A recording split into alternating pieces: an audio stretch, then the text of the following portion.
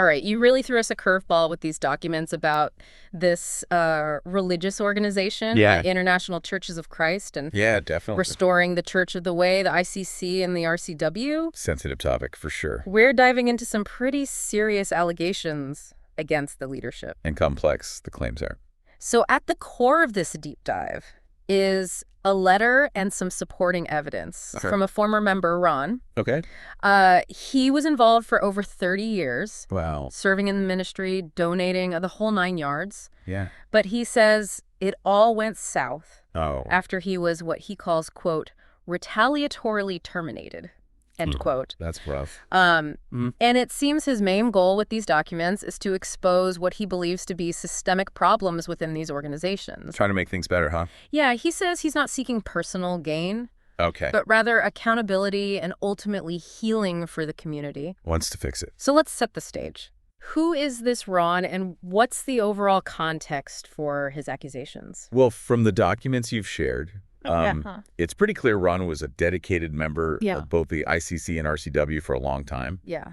Held leadership positions, contributed financially, and really deeply believed in the mission of these organizations. Yeah, he sounds very sincere. However, things started to unravel about 11 years ago Okay. when he confronted a leader named Kip McKeon Kip McKeon. Okay. about an unspecified sin. Unspecified. Interesting. Yeah, he doesn't go into detail on that. So Kip McKeon, that name seems to be at the heart of a lot of this. Yeah, definitely. He's a pretty prominent figure, I'm guessing. Yes, in both the ICC and RCW. And so Ron alleges that this initial confrontation led to years of pushback. Wow. And ultimately, his termination from the ministry in December of last year. So almost like a decade of conflict. Yeah, and he claims his children were somehow targeted in the process. Yeah, that's another layer. That's a whole other... He alleges that his children were pressured into what he calls discipling relationships. Discipling relationships. With leaders, relationships that I see. he believes were unhealthy and manipulative. So using the kids almost as leverage.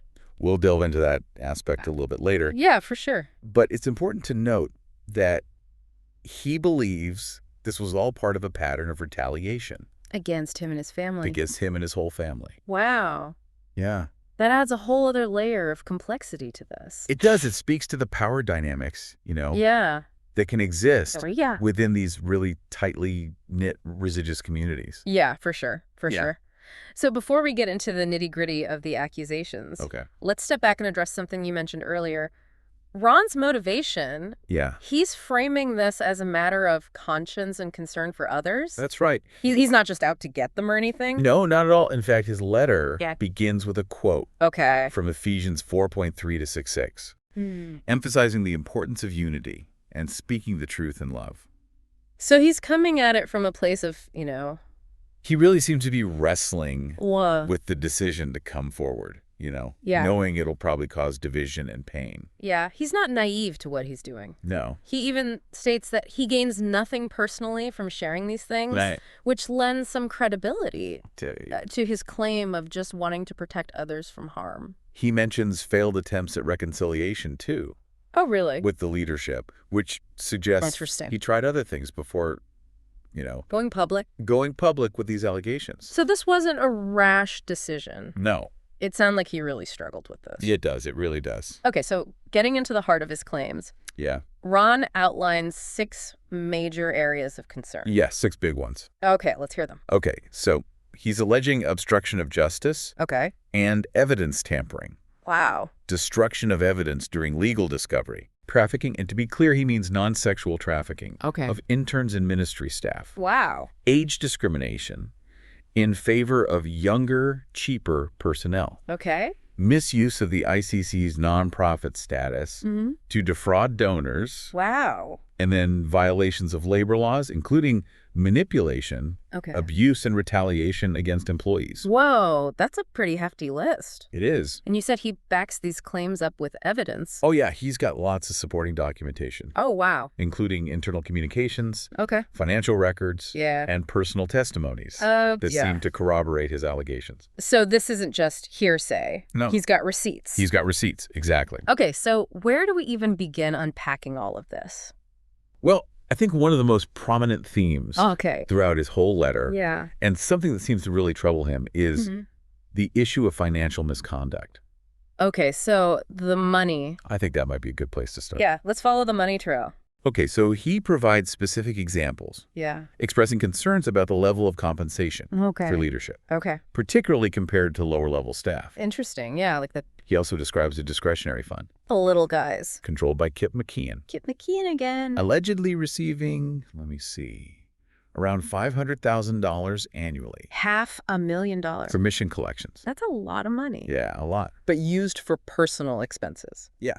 And without any accountability. Little to no accountability. That definitely raises some eyebrows. Especially, you know, if those funds were donated for a specific purpose. Right. And they're being diverted, that could be a serious problem. Yeah, it raises some big questions about transparency and accountability. Yeah, for sure. Yeah. He argues that if this fund was genuinely being used for legitimate ministry purposes, you know, there should be clear documentation and justification for every expense. That makes sense. And what about that central fund he mentioned? Oh, yeah, that's another interesting one. The one where older staff members were allegedly denied promised payments? Yeah, he provides internal emails and memos. Okay. Discussing this fund. Okay. Which seems to be separate from the general operating budget. Okay. Interesting. And the documents suggest that older staff members were promised monthly payments as a sort of retirement benefit. Okay. But these payments were halted during the pandemic. While the leadership continued receiving their full salaries. Exactly. It's pretty messed up. It is. Yeah, that's starting to paint a picture of potential hypocrisy and exploitation. Yeah, he's essentially arguing that the leadership is enriching themselves. Yeah. While neglecting the needs of the community. Right, the ones that they claim to serve. Exactly, and this disparity between the stated values of these organizations, you know. Like selflessness? Things like selflessness, service, and the actions of those in power. Yeah. Seems to be at the core of Ron's discontent. Yeah, it's not just about the money itself. It's about the potential violation of trust. Exactly. And the erosion of the principles he believed these organizations stood for. Right. It's more about the principles. Exactly. And that's where his accusations against Kip McKeon specifically come into focus. All right, let's dive into that. Okay. What exactly is he alleging about Kip's conduct? This is where things take a darker turn. Okay. Ron details an escalation of problems after Kip's Facebook account was allegedly compromised. Oh, wow. Exposing inappropriate content. Uh-oh. Ron was tasked with investigating this and claims to have uncovered evidence of cyberstalking of assistants, misuse of funds, and harassment of older staff members. So this isn't just about financial mismanagement now. No. He's suggesting a pattern of abusive behavior. That's right. And he suggests that this behavior was not only known, but enabled by others in the leadership. Yeah. This brings us back to his point earlier about confronting Kip. Right. About an unspecified sin 11 years ago. Yeah. He seems to be implying that this pattern of misconduct has been going on. For a long time. For a while. And that the leadership has actively covered it up. That's his allegation. Wow. Okay. Yeah. So we've got allegations of financial impropriety, potential abuse of power, and a possible cover-up. It's a lot. This is getting heavy. It is. And it's about to get even more personal. Yeah. Remember his allegation about his children being pressured into those, quote, discipling relationships? Yeah, exactly. Yeah, I was wondering when we'd circle back to that. Well, Ron goes into detail about a 7-year battle. Oh, wow. Involving his children being manipulated and pressured into these relationships with leaders. Okay. Which he claims created these deep divisions within his family. Wow. Yeah, he's alleging that the leadership used this as leverage against him and his wife. So they were going after the kids. It seems that way. To get to him. Yeah. That's scary. It is. It really raises questions about coercion, undue influence, and the potential for emotional abuse. Yeah, for sure. This is where those power dynamics you mentioned earlier really come into play. Exactly. It's one thing to make accusations about financial misconduct. Right. But to allege that the leadership is targeting someone's children, that's a whole other level of disturbing. And absolutely. Yeah. So we've got financial impropriety, abuse of power, and now this potential manipulation of Ron's children. This is all starting to feel very, I don't know. Yeah, it's intense. It's like, I can understand that reaction. Yeah. It's certainly a lot to process. Yeah. But before we jump to conclusions, let's remember we're only hearing one side of the story at this point. Yeah, of course. But even if only a fraction of what Ron is alleging is true, it's incredibly concerning. Yeah, it's a lot. And it raises some important questions about how these types of organizations operate and how individuals can discern trustworthy leadership big question. Within a religious context. Yeah, that's what makes this deep dive so important. Yeah. We need to unpack these allegations, analyze the evidence, and really explore the broader implications of what Ron's brought to light. All right, well, buckle up, everyone. We're about to go deeper down this rabbit hole. In part 2, we'll really delve into the specific evidence that Ron's provided to support his claims. We'll examine the financial records, internal communications, the personal testimonies, see what patterns emerge, and what conclusions we can draw. Stay tuned. This is where things get really interesting. Oh, yeah. Yeah. It gets juicy. It's about to get real. Yeah, for sure. Welcome back. Let's dig into the evidence Ron has presented to support his claims. Okay. Sounds good. We got a lot to cover. Yeah, for sure. Financial records, personal testimony. Okay. All right. There are a lot. So let's start with something concrete. Okay. You mentioned financial misconduct being a major theme. Right. What kind of documentation does Ron offer to back that up? Well, he provides a range of financial documents, including screenshots of bank statements, expense reports, internal communications, all about compensation. Okay. One of the most striking examples is his allegation of a huge disparity in pay and benefits between the younger, less experienced staff and the long-standing members. Yeah, that's kind of what we were talking about. Yeah, he includes this chart comparing salaries, which, if it's accurate, does seem to support his claim. So he's not just making vague accusations. No, not at all. He's got numbers to back it up. He's got numbers. Which is important. Right. And it's not just about the raw numbers either. Okay. He argues that this disparity really goes against the principles of loyalty and sacrifice. Yeah. That he believes the ICC and RCW are supposed to uphold. He sees it as a betrayal of the values he dedicated his life to. Yeah, I mean, if you've devoted decades to an organization believing in its mission, it would be incredibly disillusioning to discover that those at the top aren't playing by the same rules. Not at all. Right, so that makes sense. Yeah, he also delves into the discretionary fund controlled by Kip McKeon. Right. Remember, he's alleging that this fund receives about $500,000 annually. $500,000 a year. Supposedly meant for charitable work. That's a lot of money. A lot of money. So what evidence does he offer to suggest that this money wasn't used as intended? Well, he provides screenshots of what appear to be expense reports. Linked to this fund. Showing purchases that seem, let's say, unrelated to the ICC or RCW's mission. Like what? Charges for high-end restaurants, luxury goods, travel expenses. Wow. That don't seem to align with any documented ministry activities. So potentially using donated funds? It seems that way. For personal enrichment? That's a serious accusation. It is, especially for a religious organization. Especially, it raises a lot of questions about transparency. Huge questions. And accountability. Yeah.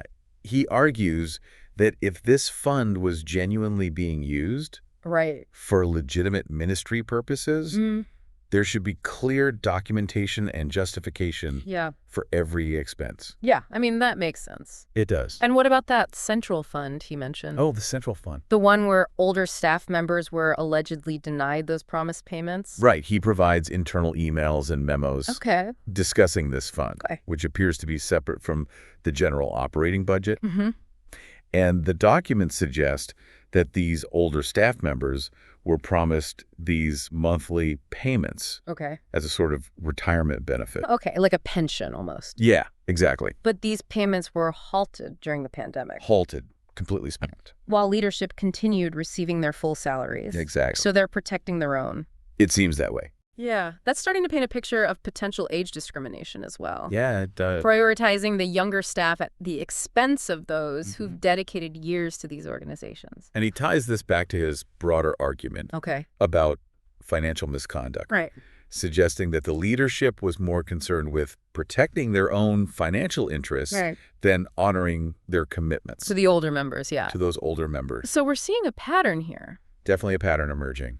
It's not just about isolated incidents of questionable spending. Yeah. Ron is building a case that suggests a systemic problem. A systemic problem, for sure. With financial mismanagement and a lack of transparency. Yeah, that's a very fair assessment. Okay, so we've talked about the finances. Right.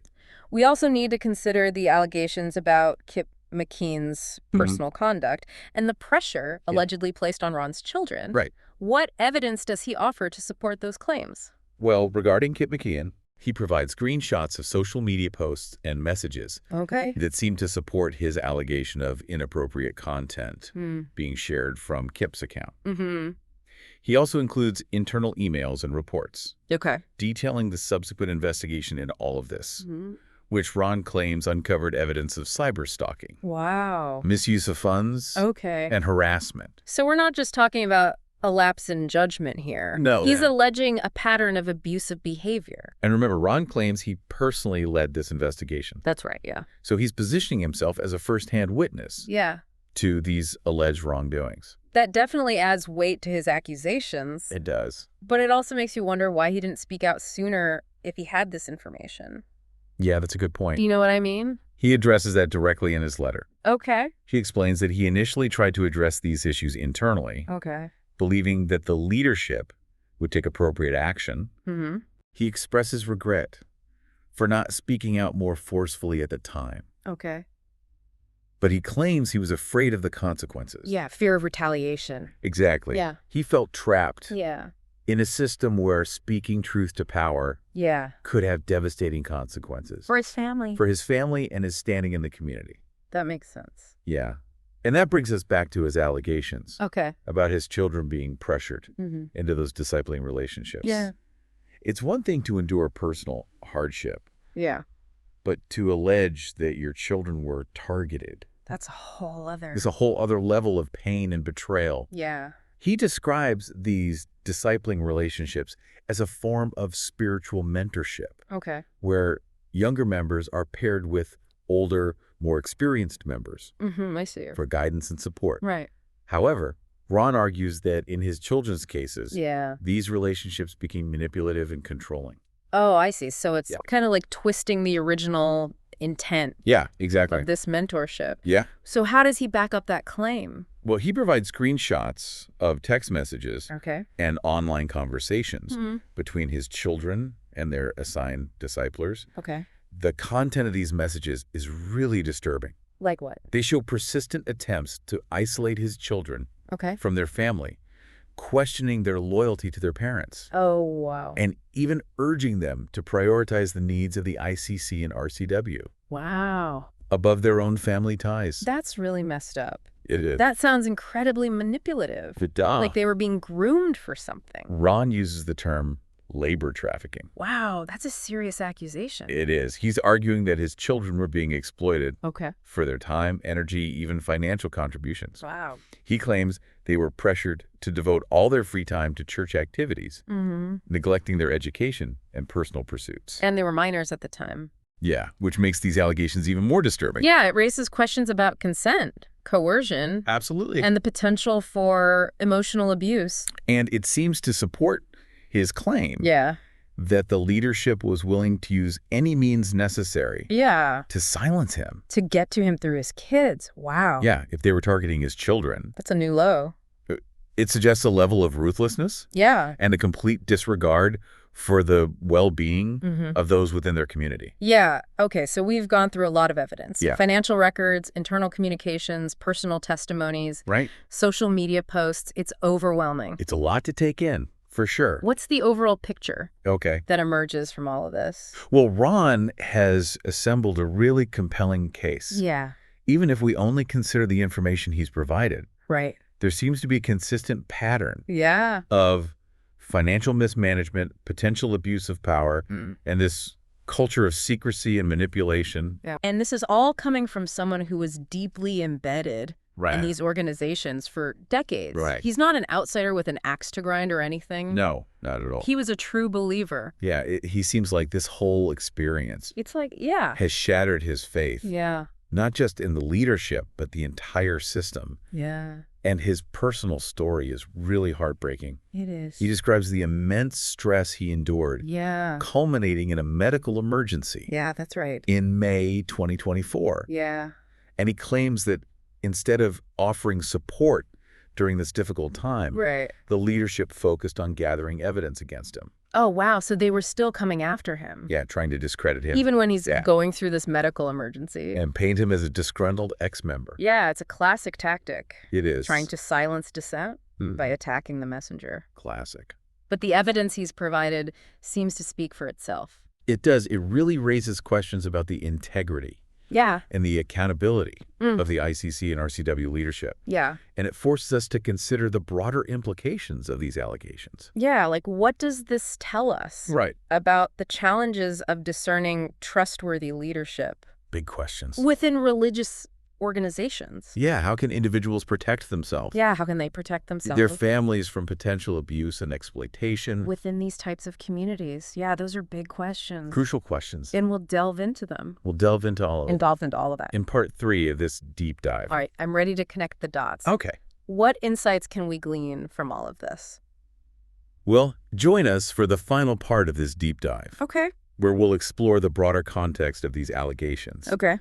And discuss the potential implications for faith communities and individuals seeking spiritual guidance. Oh, okay. All right, so stay tuned. Yeah, stay tuned. We've spent the last 2 parts of this deep dive really going through Ron's story and the evidence he's presented. Yeah. That's a lot to absorb. It is. And frankly, it's pretty unsettling. Definitely a heavy situation. But I think beyond the specifics of this case, it raises some really important questions about faith. Trust and accountability within religious organizations. Yeah, for sure. It's easy to get caught up in the details of the allegations. Yeah. But I think the bigger picture here is how these types of situations can even happen in the first place. Yeah, what factors create an environment where this can happen? Yeah, I mean, we're talking about organizations that are often built on a foundation of faith and trust. Right. Exactly. It's natural for people to want to believe the best in their leaders, especially when those leaders are seen as spiritual authorities. Yeah, there's often a culture of deference to leadership. Yeah. A sense that questioning authority is somehow disrespectful or even a sign of weak faith. And that can make it really hard for people to speak up. When they see something wrong. Right. It's like that saying, the only thing necessary for the triumph of evil is for good men to do nothing. Yeah. Yeah, exactly. But it's not always about malicious intent either. Right. Sometimes it's just about people being afraid to rock the boat. Right. Or not wanting to believe. Or not wanting to believe that someone they trust could do something wrong. Right. Exactly. There's often this sense of cognitive dissonance. Yeah. You know? Yeah. People don't want to reconcile the image they have of this respected leader. Yeah. With the possibility that this person might be engaging in unethical or harmful behavior. And that's where the real danger lies, right? Exactly. Because if no one speaks up, the problems can fester and grow. And more people can get hurt. Right, exactly. And that's why I think Ron's story is so important. Even if we set aside the specific allegations for a moment, it highlights the dangers of unchecked power within any organization, but especially within groups that hold a significant amount of influence over their members' lives. So how can individuals protect themselves from this? That's the big question. What are the red flags to look out for? Well, one of the most important things is transparency. Okay. Are the organization's finances open and accessible? Yeah. Is there clear accountability for how funds are being used? And what about decision-making processes? Right. Is there a system of checks and balances? Or is it all concentrated in the hands of a few individuals? Those are excellent points. Another red flag is a culture of secrecy or a reluctance to answer questions. Healthy organizations should be open to scrutiny. And willing to address concerns. Ron's story also highlights the importance of healthy boundaries. Yes, definitely. Especially between leaders and followers. There needs to be a clear separation of personal and professional relationships. To prevent undue influence and potential abuse. And I think it's crucial to remember that blind faith in any leader is never a good idea. I couldn't agree more. We need to be discerning. Ask questions, trust our gut instincts. Yeah, if something feels off. If something feels off, it probably is. It probably is. Yeah. And it's okay to seek outside perspectives, too. To talk to people you trust. People you trust. Who aren't part of the organization. Yeah, sometimes an objective viewpoint can help you see things more clearly. Absolutely. Don't be afraid to consult with a therapist, a lawyer, a trusted friend or family member. Exactly. And if you witness something that seems wrong, document it. Yeah, documentation is so important. Keep records of conversations, emails, any evidence that supports your concerns. That documentation can be crucial. Yeah. If you ever decide to take further action, whether it's reporting the issue to authorities or seeking legal counsel. So it's about being informed, being aware, and trusting your instincts. And having the courage to speak up.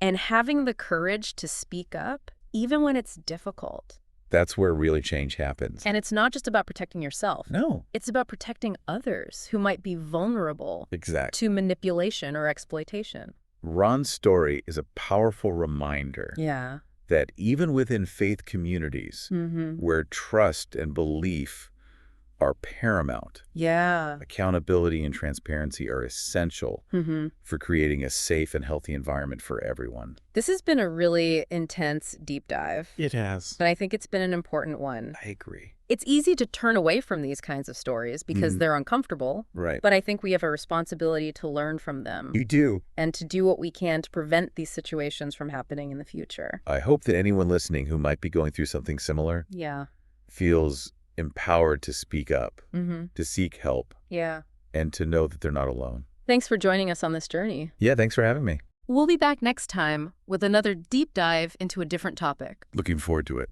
Until then, stay curious. Stay curious. Stay informed. Stay informed. And keep asking questions. And keep asking questions.